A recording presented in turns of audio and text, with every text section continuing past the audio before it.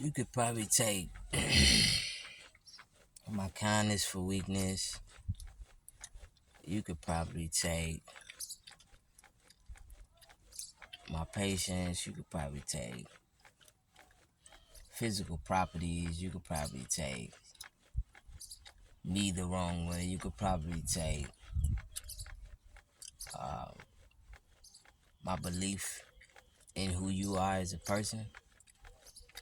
But what nobody can ever take is my soul space. Like, no matter what.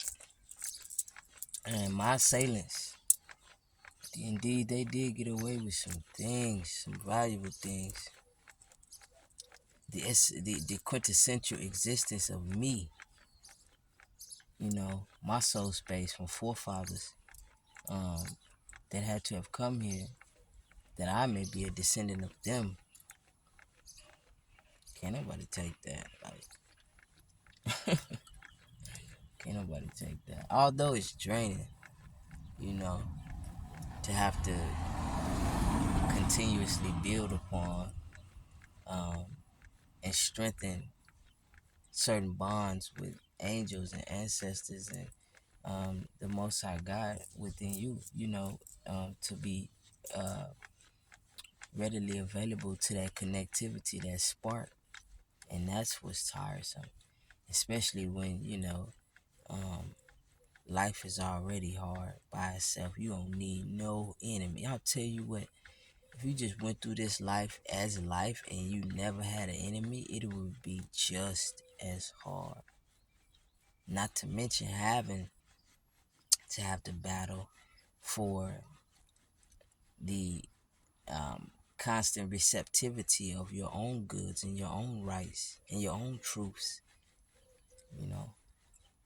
But nevertheless, I speak life, I speak inspiration, I speak high vibrations, I speak longevity, I speak prosperity, um, I speak, you know, um, inner light and inner connectivity to all, but most importantly myself. And so, I'll be well, man. I'll be well. I don't see how this whole situation is really gonna play out. I really kind of don't even care about it. That's how irrelevant it is to me. Um, and I say it as a circumstance because I already see through the psychological maze of inquiry and misunderstanding and misinformation and miscorrectivity, if that's even a word. Probably not. I probably just created a word. So, um, but all peace, man.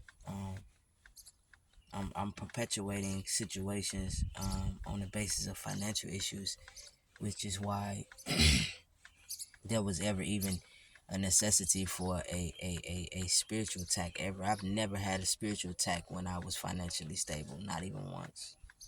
It has never happened. And I've been financially stable and I've been financially in disarray. Financially, we're not talking about spiritually. Now, how those two coincide is very important, and you would have to be very tapped in to not look at it that way, in a way where it's like, oh, money determines my happiness. Not exactly.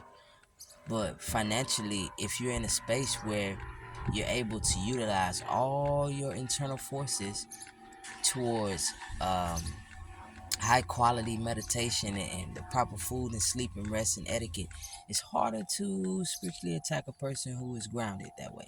And I'm a person who is, if I'm financially, um, even if I don't have, even if I'm not overly capacitated financially, if I'm at a place where I have a stability and I have a nugget in my hand, if I have a coin in my hand, I'm probably well enough to withstand the wiles of the devil. That's just part of it. But when I'm in places and I'm you know people feeding me and kind of I'm thinking, making sure I'm okay.